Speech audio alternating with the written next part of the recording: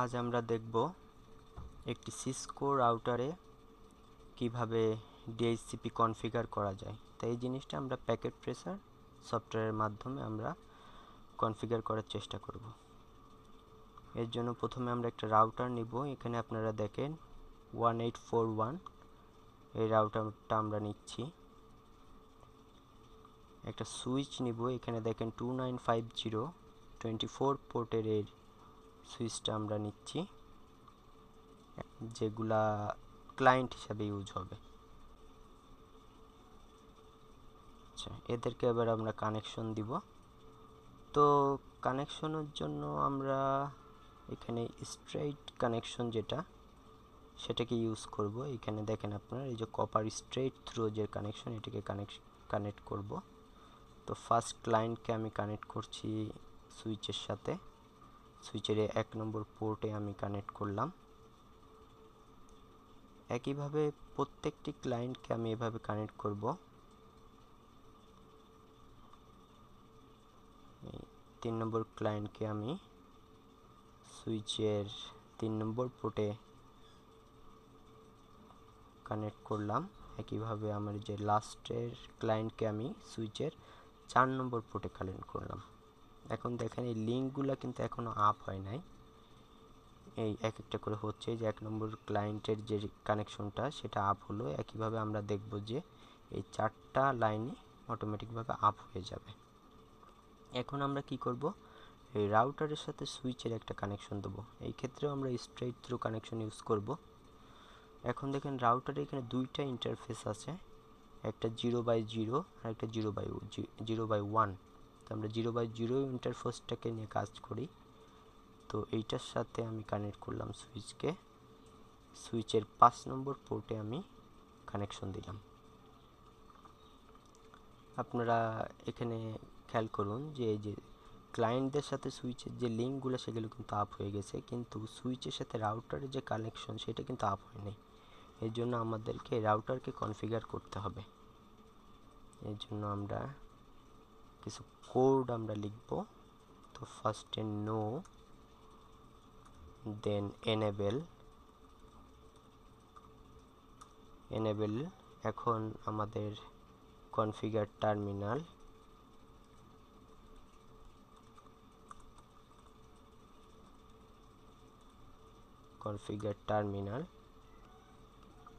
এখন আমাদের একটা হোস্ট নেম দিতে হবে।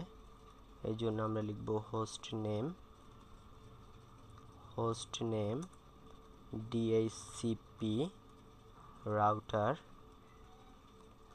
এইটা হোস্ট নেম হিসেবে দিলাম। এখন আমাদের একটা পুল ক্রিয়েট করতে হবে। পুল ক্রিয়েট করার জন্য এখন আমাদেরকে লিখতে হবে আইপি ডিএইচসিপি পুল। এখানে আমি নাম দিচ্ছি পুলের ALPERT অ্যালবার্ট MCSC। আপনার ইচ্ছা মতো আপনাদের মতো নাম দিতে পারেন। এই পুলটা আমি ক্রিয়েট করলাম। এখন আমরা কোন নেটওয়ার্ক, আসলে কোন ক্লাসের আইপি অ্যাড্রেস ইউজ করব, এরকম একটা নেটওয়ার্ক আমাদেরকে জেনারেট করে দিতে হবে। তো আমি এখানে নেটওয়ার্ক 192.168.1.0 এই সিরিজের আমি নেটওয়ার্কটি ইউজ করব।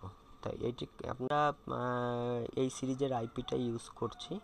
এর জন্য আমাদের যে বাই ডিফল্ট সাবনেট মাস্ক সেটা আমরা দিয়ে দেব। আমরা জানি এই যে ক্লাস সি এর বাই ডিফল্ট সাবনেট মাস্ক হচ্ছে 255.255.255.0। আচ্ছা, এটা আমি নেটওয়ার্কটাকে সেট করলাম। এখন আমাদের ডিফল্ট রাউটার হিসেবে একটি আমাদের আইপি অ্যাড্রেস দিতে হবে। ডিফল্ট রাউটার আমরা একটা আইপি দিয়ে দেব 168.1.1। এই আইপিটাকে ডিফল্ট রাউটার। এখন আমরা ডিএনএস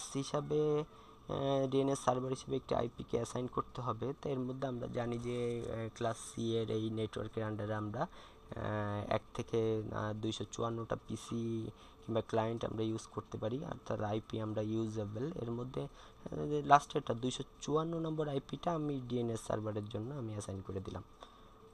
ডিএনএস, এই জন্য আমাকে লিখতে হবে ডিএনএস সার্ভার 192.168.1.254, এটা ডিএনএস এর জন্য আমি অ্যাসাইন করলাম। এখন আমরা মনে করুন যে কিছু আইপি আমরা এক্সক্লুড করে রাখবো, যেগুলো নর্মাল ক্লায়েন্ট যারা তারা পাবে না। এগুলো আমি স্ট্যাটিক্যালি প্রিন্ট সার্ভার কিংবা আপনার ব্যাকআপ সার্ভার এগুলোর জন্য স্ট্যাটিক্যালি অ্যাসাইন করতে পারি, অর্থাৎ অন্যান্য ইউজাররা যাতে ডাইনামিক্যালি এগুলো না পেয়ে যায়। এই জন্য আমি এখানে 1 থেকে 10 পর্যন্ত যে আইপি অ্যাড্রেস সেটাকে আমি এক্সক্লুড করে দিব। সেই জন্য আমাকে লিখতে হবে আইপি ডিএইচসিপি এক্সক্লুডেড অ্যাড্রেস 1 থেকে 10 পর্যন্ত 192.168.1.1, দেন 192.168.1.10, এই কোডটা আমরা এক্সক্লুড করে দিলাম। এখন আমরা দেখুন উপরে আবার ডিএনএস সার্ভারে আইপি দিছিলাম 254, তো আমাদেরকে খেয়াল রাখতে হবে এইটাও যেন কোনো আপনার ক্লায়েন্ট যেন ডাইনামিক্যালি না পেয়ে যায়, তাহলে একটা কনফ্লিকশন দেখা দেবে। তো এই আইপি 254 যে আইপি 254 এটাকেও আমরা এক্সক্লুড করে দেব। এই জন্য আমরা এক্সক্লুড 192.168.1.254 এইটাকেও আমরা এক্সক্লুড করে দিলাম। এখন আমাদের এক্সক্লুড করার পরে আমাদের দুইটা ইন্টারফেস আমরা দেখিয়েছিলাম যে 0/0 অ্যান্ড 0/1, এটাকে আমরা ইন্টারফেসটাকে আমরা আপ করব। সেই জন্য আমরা এখানে লিখব interface fast ethernet THERNET fast ethernet, আমাদের ওখানে ছিল ইন্টারফেসটা 0/0। আচ্ছা, এখন আপনারা খেয়াল করে দেখুন এই রাউটারের ইন্টারফেস এখানে এটা এখনো কিন্তু লাল চিহ্ন হয়ে আছে, সুতরাং এটা কিন্তু এখনো আপ হয় নাই। তো এটাকে আপ করার জন্য আমাকে লিখতে হবে নো শাটডাউন। দেখুন এই পোর্টটা কিন্তু এখন আমাদের এই যে গ্রিন সবুজ কালার হয়ে গেছে, তার মানে আপ হয়ে গেছে। এখন আমাদের এই পোর্টে একটা অ্যাড্রেস আমাদেরকে দিতে হবে, সেই জন্য হচ্ছে ইন্টারফেসে একটা অ্যাড্রেস দিতে হবে, আইপি অ্যাড্রেস 192.168.1.1, এই আইপিটিকে আমরা দিলাম। আর এর জন্য বাই ডিফল্ট যে সাবনেট মাস্ক 255.255.255.0 এই আইপি অ্যাড্রেসটাকে আমরা দিয়ে দিলাম। আচ্ছা, এখন আমাদের কাজ মোটামুটি শেষ। এক্সিট।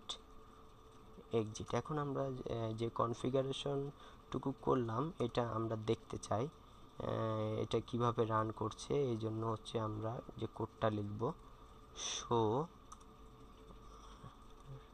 Running config config। এই যে দেখুন আপনারা যে এখানে দেখেন আইপি অ্যাড্রেস এক্সক্লুডেড আমরা 1 থেকে 10 পর্যন্ত করেছি, 254কে এক্সক্লুড করেছি, নেটওয়ার্ক আমাদের 1.0 এবং ডিফল্ট সাবনেট মাস্ক এইটা, ডিফল্ট রাউটার আমাদের 1.1 করেছিলাম, ডিএনএস সার্ভার 1.254, এই জিনিসগুলো আমাদের রানিং অবস্থায় আছে। এখন আমাদের লিখতে হবে copy running config startup config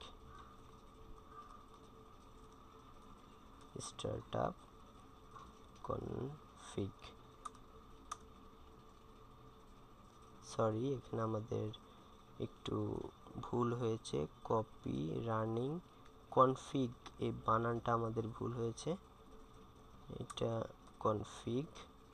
আচ্ছা, এভরিথিং ইজ ওকে। এখন আমরা এই বিভিন্ন ক্লায়েন্ট থেকে দেখব যে ওই ক্লায়েন্টটা ডাইনামিক্যালি আইপিগুলো পায় কিনা। এখন একটা কথা আপনাদের খেয়াল রাখতে হবে, আমরা কিন্তু 1 থেকে 10 পর্যন্ত আমরা আইপিকে এক্সক্লুড করেছিলাম। সুতরাং 1 থেকে 10 পর্যন্ত আইপি কিন্তু এই 4টা ক্লায়েন্টের কেউ পাবে না, এবং 254 আইপিও কিন্তু পাবে না, ওইটাকে আমরা এক্সক্লুড করেছিলাম। তো এখানে 4টা ক্লায়েন্ট যেহেতু 254 পর্যন্ত যাওয়ার প্রশ্নই আসে না, তো আমরা দেখব যে এই ফার্স্ট ক্লায়েন্টটা কোন আইপিটা পায়। তো 10 যেহেতু 10 পর্যন্ত এক্সক্লুড করেছি, এই ক্লায়েন্টটা আমরা অটোমেটিক্যালি 11 পাওয়ার কথা। দেখি আমরা এই ক্লায়েন্টটা 11 পাই কিনা। এখানে আমরা ডাইনামিক্যালি দেখব কি পায়। এই দেখুন 1.11 আইপিটা পেয়েছে, আমরা যে সাবনেট মাস্ক পেয়েছে, গেটওয়ে আমাদের যে 1.1 পেয়েছে, এবং ডিএনএস সার্ভার 254। তো একইভাবে পরের ক্লায়েন্টটা তাহলে 12 নম্বর, ওটা 12 আইপিটা পাওয়ার কথা। দেখি আমরা পাই কিনা। ডিএসসিপি রিকোয়েস্টিং 12 আইপিটা অটোমেটিকভাবে পেয়ে গিয়েছে। একইভাবে এই ক্লায়েন্টটা আমার পাওয়ার কথা 13 নম্বর আইপি, 13 নম্বর আইপি পেয়েছে। এখন আমাদের এই ক্লায়েন্টটাকে আমরা দেখব কত পাই। 14 পাওয়ার কথা, অর্থাৎ 14 পাওয়ার কথা। এটা অটোমেটিক্যালি 14 নম্বর আইপি অ্যাড্রেস কিন্তু পেয়েছে। তার মানে আমরা ডাইনামিক্যালি কি জিনিসটাকে অর্থাৎ ডিএসসিপি আমরা এই রাউটারে কনফিগার করতে পেরেছি। এখন আমরা চিন্তা করি যে আমরা 1 থেকে 10 পর্যন্ত যে আইপি এক্সক্লুড করে দিয়েছিলাম, এর মধ্যে সাপোজ 5 নম্বর আইপিকে আমি কোনো একটা ব্যাকআপ সার্ভারের আন্ডারে দিতে চাই, এটি স্ট্যাটিক্যালি আমি দিতে চাই। তো এই জন্য আমি একটা ব্যাকআপ সার্ভার নিলাম। ব্যাকআপ সার্ভার নিয়ে একে আমি একটা কানেকশন দিই। কানেকশনটা অবশ্যই স্ট্রেট থ্রো কানেকশন, এবং সুইচের 6 নম্বর পোর্টের সাথে আমি এটা কানেকশনটা দিলাম। দেওয়ার পরে এখানে আমি একটি স্ট্যাটিক্যালি একটা আইপি অ্যাড্রেস আমি দিয়ে আসি। এর জন্য আমাকে আইপি অ্যাড্রেস 192.168.1.5 স্ট্যাটিক্যালি 5 নম্বর আইপি অ্যাসাইন করে দিলাম, যাতে 5 সবসময় যাতে সার্ভারটা 5 আইপিটা পায়। আমাদের গেটওয়ে ছিল 192.168.1.1 এইটা, এবং ডিএনএস সার্ভার আমাদের ছিল 192.168.1.254 254 ডিএনএস আইপিটা ছিল। তো এটা আমরা কনফিগার করলাম। কনফিগার করার পরে এই লিঙ্কটাও দেখেন আমাদের আপ হয়ে গিয়েছে। এখন দেখব যে আমরা মেসেজ ট্রান্সফার করে দেখব যে আমাদের কানেকশনটা ঠিক আছে কিনা। এখানে আমরা একটা টেক্সট দিয়ে দিই, এইচসিপি configuration are used through a Cisco router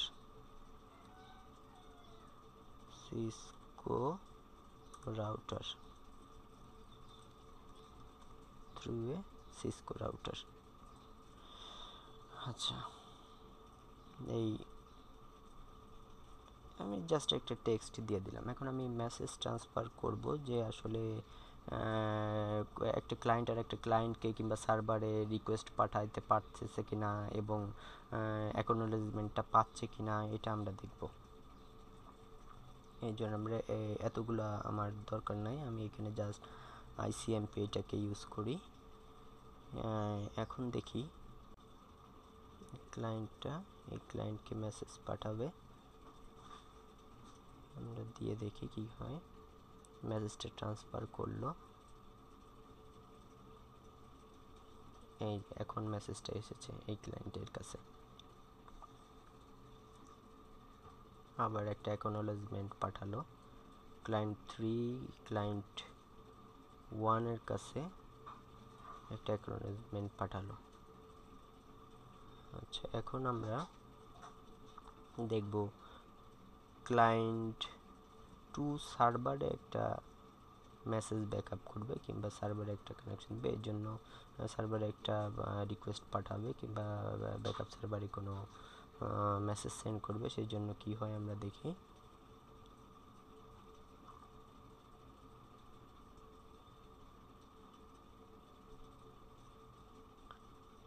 সুইচে প্রথমে গেল ডাটাটা,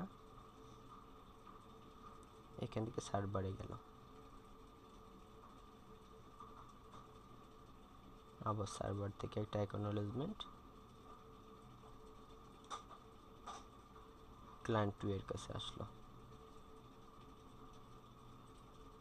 আচ্ছা, এখন আমরা দেখি, এখন আমরা আরেকটা দেখব যে এই ক্লায়েন্টটা 1 নম্বর ক্লায়েন্ট এই 4 নম্বর ক্লায়েন্টের কাছে মেসেজ ট্রান্সফার করবে, এটা পারে কিনা।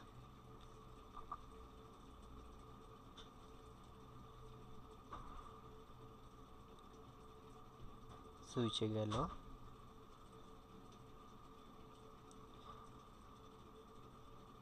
অ্যাকসেপ্ট করলো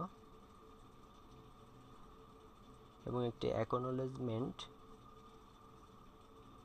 আবার 1 নম্বর ক্লায়েন্টকে পাঠিয়ে দিল। 3 নম্বর ক্লায়েন্ট আমার মেসেজ পাঠাবে সার্ভারে,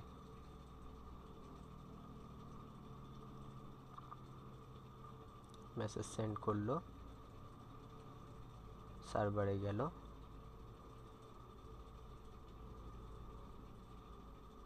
আবার একটা সার্ভার থেকে অ্যাকনোলেজমেন্ট আমাদের